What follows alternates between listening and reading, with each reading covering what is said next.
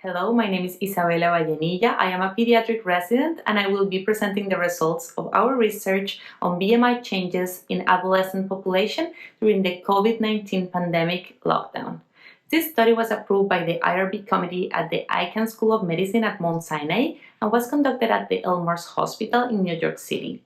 Our hospital serves a largely Hispanic population who was tragically affected during the pandemic.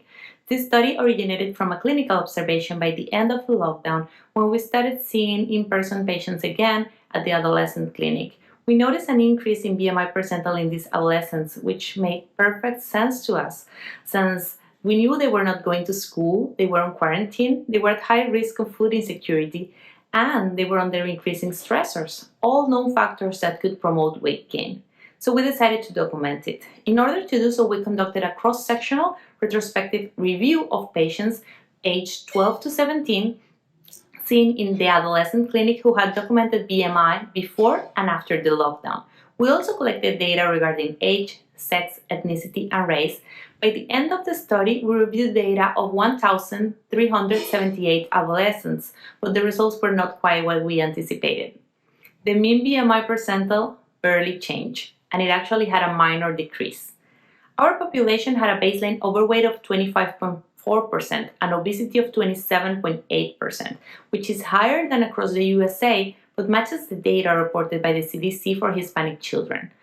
And something very interesting happened when we divided the adolescents by initial BMI category and nutritional status. According to our result, children with normal or low BMI gained weight, and this was statistically significant, while adolescents with initial BMI above 85 and 95 had lower mean BMI percentile after the pandemic. While the results were unexpected to us, similar results have been obtained in other studies, and they highlight intricate mechanisms of weight loss and weight gain when they come to their psychosocial and environmental components.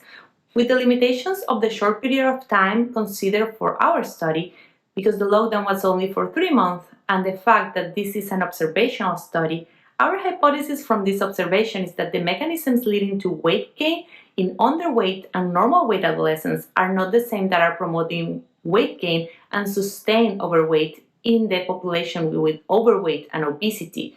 We could be even talking about opposed mechanisms. We found it curious that our data did not reflect our clinical impression, but possibly we were too impressed by some particular cases of weight gain to notice the bigger picture.